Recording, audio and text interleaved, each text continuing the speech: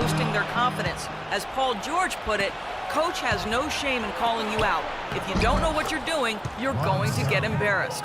No one wants that, Kevin. He'll call you out, Doris, that's for sure. Thanks. Timberwolves trail by 9. Here's Martin. No luck. West with some nice D. Solid rebound there, and with the score like it is, that's an area that you can't afford to get lazy with. You know, I think the effort's been there, Steve, but they're still getting outworked just by a skosh. How about that? Breaking out the Statue of Liberty on that dunk. A nice way to pad that lead a little more. Yeah, you got that right. Up high and down hard with the one-hander. Got a little extra force for that one, didn't he? Yes, sir. I think he's hoping to kind of get his teammates going a little bit, fellas. Well, Kevin Garnett came into this league straight out of high school, initially a 6'9" small forward, but he continued to grow and enlisted at 6'11" for most of his career. For whatever reason, he's never embraced actually being called a 7-foot. And it's Rodney Stuckey with the foul. That is his first foul of the game. You know, with the movement we've seen the last decade with teams heading to Oklahoma City and for a time Sacramento, is it time for the NBA to look at realigning some teams? Might not happen yet, but we're getting close to maybe a reshuffling being needed. The Pacers making a change here. Mahimi's checked in. And the lead just grows on that ridiculous offensive sequence. You know, Clark, that dunk alone would have been spectacular. Never mind it coming at the end of an alley-oop. Yeah, that just added more to it. Yeah, what a beautiful connection on that play. Assisted. I'd say that fast break went according to plan. Yeah, it sure did. A good job getting it started and a better job finishing it off. As you said, it's something that will need to be addressed at some point. Some teams traveling pretty far within the division. It'll happen when the time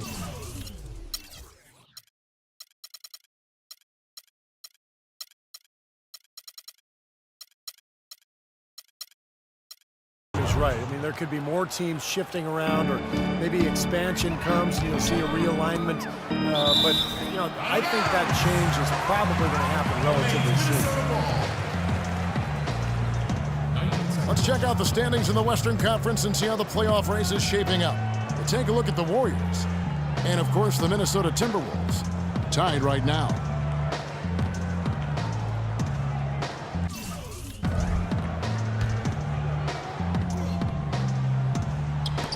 Minnesota with the ball, trailing by 17. On offense, here are the Pacers. They're on a 14-2 run here. Wiggins dishes to Rubio. Unloads from 9. Jang, no luck. It's a +5 advantage for them in the rebounding category after that board. Very steady work they've been doing on the interior, no question, and that's, I think, the main reason they have this lead. You know, passing the ball well on the perimeter has really opened things up offensively for this club. Steve, it makes the game easy. I mean, 10 straight points off assist. That's impressive, but it's easy when you move the ball. Stolen by George. They get it again. And the call will be against Kevin Martin. That is his first foul of the game. Payne, he's checked in for Minnesota. Payne comes in for Kevin Martin. So an entirely new group in now for Indiana. Luis Scola, he's checked in for West. Hill comes in for George. C.J. Miles, he's checked in for Rodney Stuckey. And it's Watson in for Hill. And Rubio gets it to go on the assist by Wiggins. Well, he wasn't phased at all by the bigger man on him, and on the low block, I thought he might be. You know, Steve, I thought maybe he'd prefer to bring him out to the perimeter, but whatever works, go to it. Looking at the Timberwolves, let's see where they rank in the NBA statistics right now. 6th in free throw percentage, 9th in steals. And they've made the most of the mistakes that they've been able to force. I mean, they're a top 10 team in points off turnovers. I'm impressed most with their free throw shooting that you talked about. This is a team that really focuses from the foul line.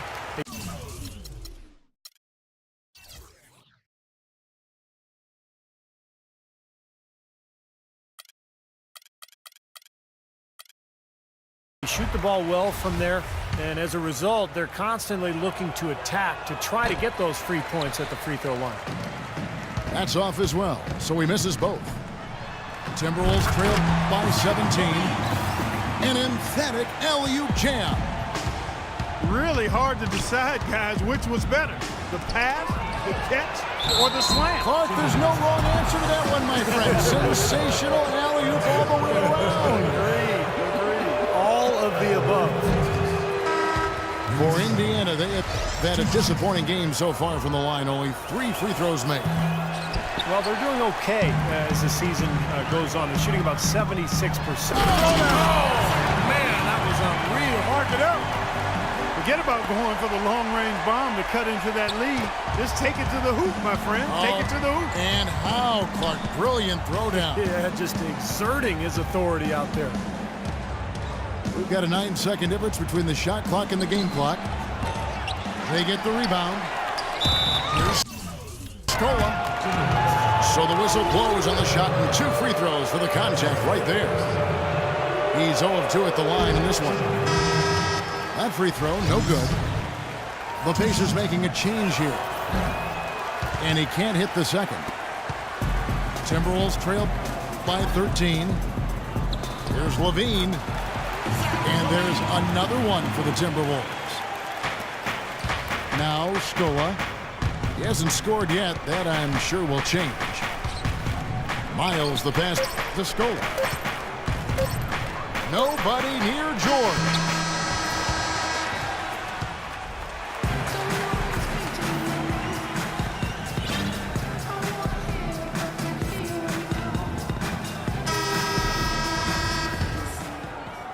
Timberwolves shooting 49% on the game. They'll take that.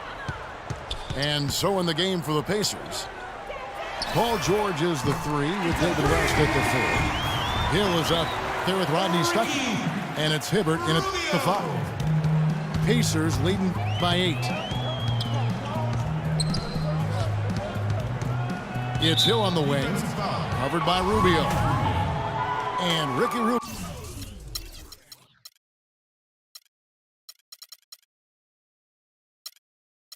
Rubio gets the whistle that time. That's his first foul. And George with the stuff. Phenomenal alley-oop slam right there, guys. They're taking advantage, Clark, of a team that looks lost out there. Yeah, this is threatening to get kind of ugly out here. Garnett with a screen on Stuckey. Levine kicks to Payne. Pass to Wiggins. 5 on the clock. There's Levine. It's hauled in by George. You rarely see him missing dunks, but the defender was right in his face on that one, and it threw him off just enough. Hibbert dishes to George. Well, one more, and that's it. He'll be DQ'd, disqualified. He's got to be able to defend without picking up that last disqualifying foul. Kevin Martin, he's checked in for the Timberwolves. Timeout called the Pacers. Well, for Paul George, his leap last season, not just about accentuating his strengths, but also cutting back on the negative plays, in particular, lowering his fouls and turnovers while he was on the floor. The Timberwolves making a switch here. Pekovic is checked in. Doris Burke has an update for us. Doris? I was able to listen in on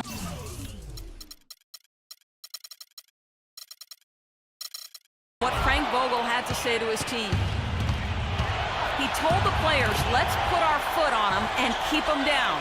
We've got them exactly where we want them. I want to see you guys slow the pace, use the clock, and stay away from any silly fouls. We've gone about a minute and a half into the fourth quarter.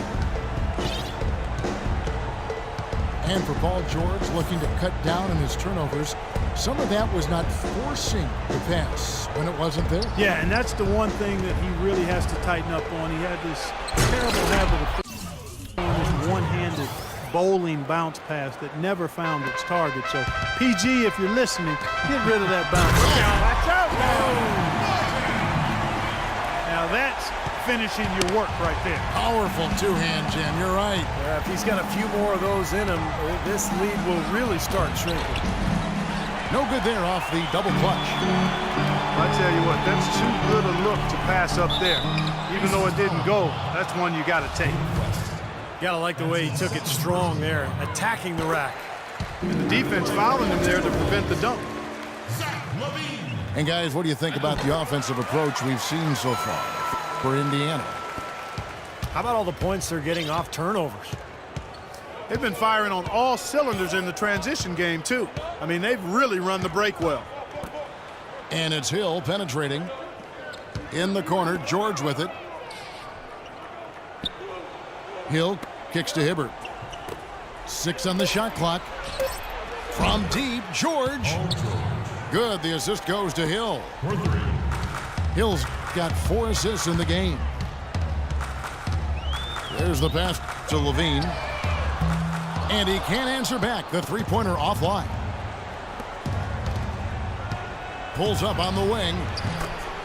And George gets it to go. George has got 11 points in the quarter. Yeah, guys, it's his consistent shooting that's really helped get his team into a position they're in right now.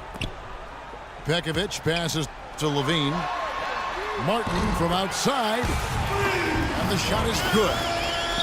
Tell you what, he's enjoyed a very good day shooting the ball so far. He can bring them right back into this. Feeds it to George.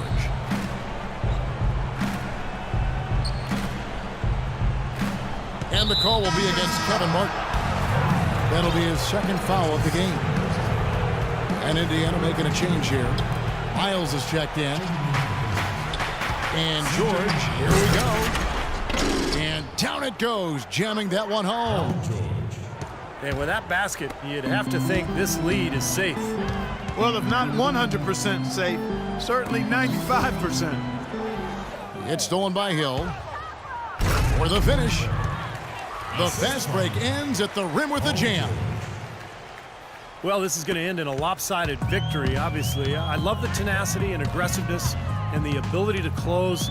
You really have to give it up for the Pacers. I agree, Steve, and this is a game where the defense, Clark Steele specifically, generating a lot of opportunities. And it created extra possessions for him too, Kevin. Scoring opportunities they cashed in on, and that effort, a big part of what will be a nice victory tonight.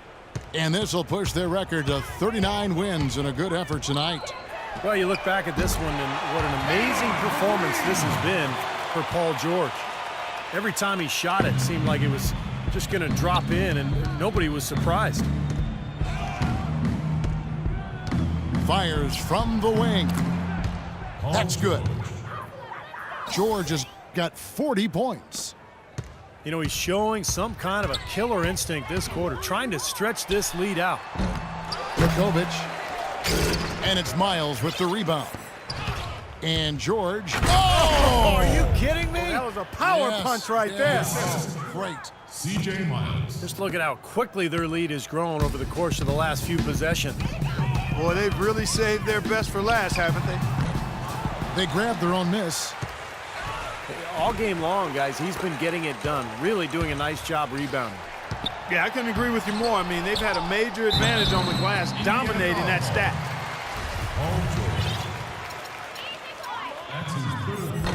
No good on the free throw.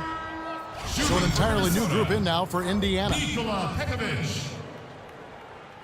2 shots. And he's good on the second.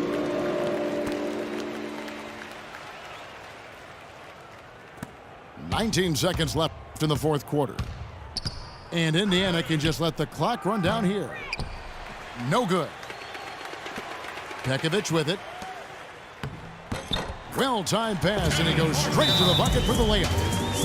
He can't do it all. I mean, he's scoring big numbers, but he's got to get some help from his teammates. And the Pacers call time here. They lead by 13. 6 seconds left to play in the final quarter. Guys, what's your take? Well, they're obviously going to win, but this timeout may be about some substitutions. Well, they may just want to make sure they don't do anything really foolish at the very end here. So no problem for Indiana as they get the win. They put on a